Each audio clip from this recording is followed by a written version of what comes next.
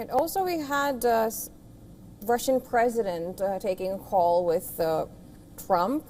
And of course, he's proposed a quick settlement to this conflict around Iran during this telephone conversation. Do you think Russia can play a mediating role at this point?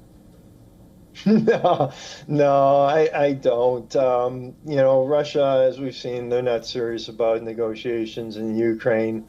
And here they've been, and it's been alleged, and I strongly believe that they provided targeting to the Islamic Republic for where to hit us in the UAE, Kuwait, Bahrain, Saudi Arabia, you name it. So I don't see them acting as a mediator.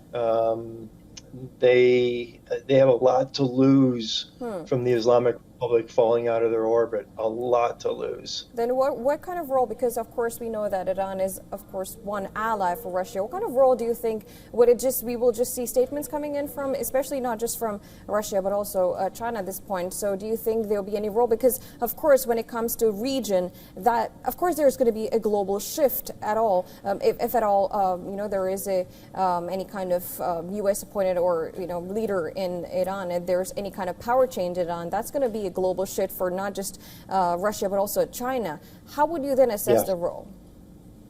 Yeah, China has been very quiet on this, as you mentioned. Leading up to this, after the 12th Day War, they were helping with resupply the Islamic Republic with solid rocket fuel to help build back up that ballistic missile capabilities. But and there's been talk about them using during this conflict. It's been the Russians providing intelligence, and that's not, if that's the best they can do. They did that to us in Afghanistan. They provided intelligence to the Taliban where to target us. We do that to them in the Ukraine conflict. So, that's war, but if that's the best they can do and offer lip service, it's again, they're kind of leaving the Islamic Republic stranded. And I think they recognize the inherent weakness of this regime, unlike Russia and China, which I've always ranked, they work together, and I've always ranked in that order, from Tehran to Moscow to Beijing, Beijing being the strongest. And, I think they figure they can manage probably without them. Yes. Adrian, just last point before we let you go. We understand that President Trump called Iraqi leaders, the Iraqi Kurdish leaders, on Sunday to discuss its ongoing operation in Iran. Do you think the involvement of the Kurdish leaders is something that U.S. could be considering at this point, given if it does escalate its if it does carry out ground offensive in Iran?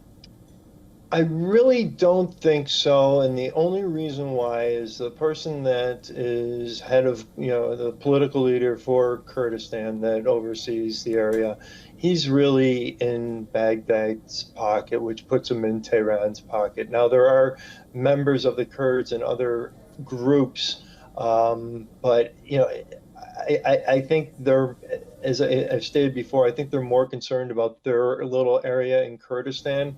I don't think they want to expand beyond that. Their area is oil rich.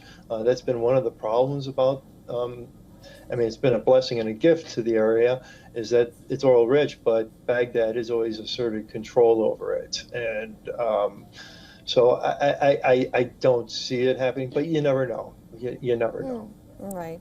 Well, of course, we'll have to wait and see if Trump did say it's going to end soon, how soon that happens. But thank you so much, Mr. Kalman, for joining us on the broadcast. Always a pleasure talking to you.